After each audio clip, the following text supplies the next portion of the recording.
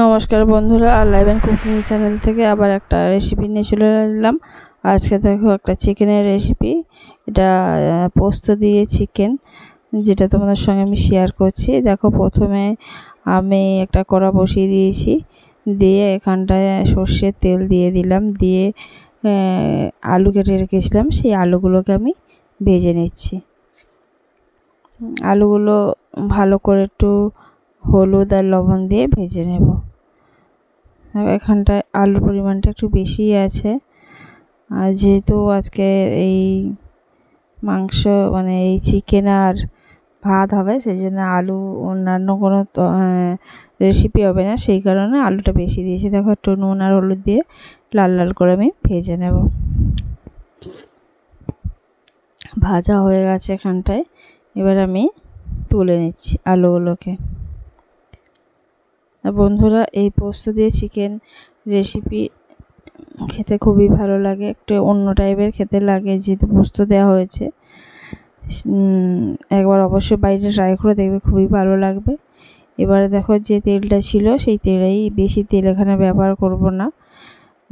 সামান্য চিনি দিয়ে দিলাম কালারের জন্য, আর একটা তেজপাতা আর 2-3টে এলাচ, ডালচিনি এক টুকরো আর 2টো লবঙ্গ দিয়ে দিয়েছি। দিয়ে কুচিয়ে রাখা পেঁয়াজগুলোকে দিয়ে দিচ্ছি।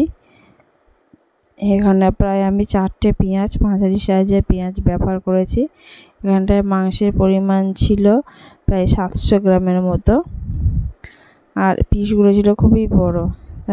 পেঁয়াজটা হালকা করে ভেজে নেব। তারপরে 2 চামচের একটু বেশি, প্রায় 2.5 চামচ একটু আমি রসুন বাটা দিয়ে দিলাম। এটাও খুব বেশি এখন ভাজবো না, হালকা করে ভাজা হয়ে গেলে আমি 2.5 চামচ আদা বাটা দিয়ে দেবো। যেহেতু মাংসের পরিমাণটা কম, সেই জন্য আমি বেশি পরিমাণ মশলা এখানে ব্যবহার করব না।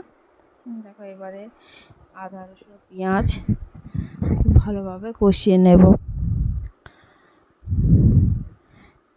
এখানে খুব বেশি আমি ভাজবো না, মোটামুটি কাঁচা গন্ধগুলো যাতে চলে যায় সেরকম। আর তোমরা দেখতেই পাচ্ছ এখানে তেলের ব্যবহারটা এত কম করা হয়েছে যে কড়াতে তেমন তেল নেই। আর যেহেতু এখানটায় চিকেনটা হচ্ছে পোস্ত দিয়ে করবো, সেই জন্য খুব বেশি তেলের ব্যবহারও আমি এখানে করিনি।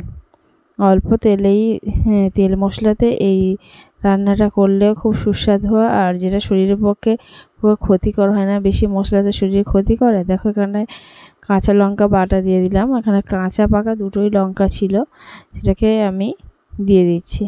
দিয়ে এটাকেও আমি কষিয়ে নেব চিকেনের সঙ্গে।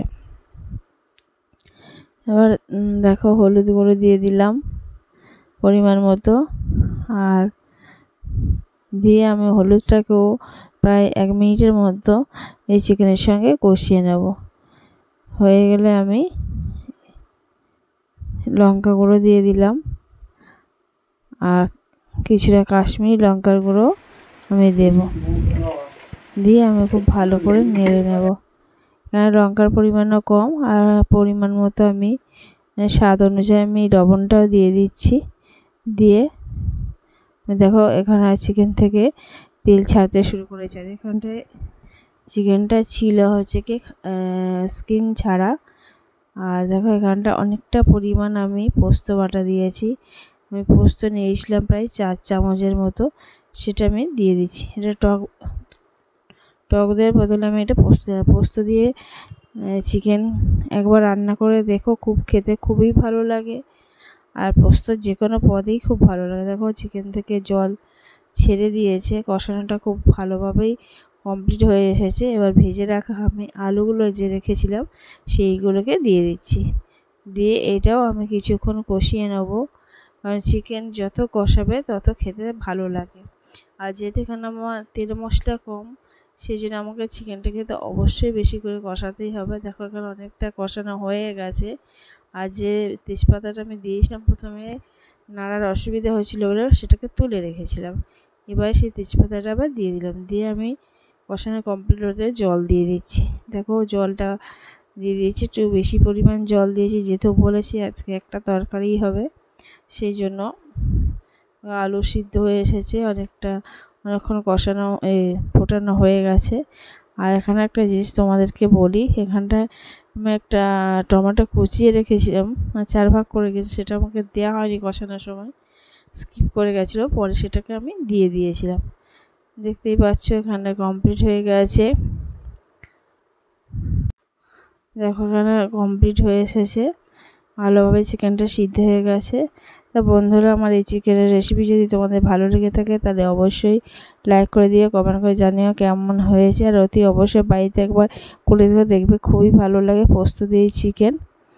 তো বন্ধুরা, আজকের রেসিপি আমার এই পর্যন্ত, আবার নতুন রেসিপি নিয়ে চলে আসবো। ততক্ষণ ভালো থেকো, সুস্থ থেকো, ভিডিওগুলো দেখো আর পাশে থেকো। ভালো থেকো, সুস্থ, অনেক ধন্যবাদ।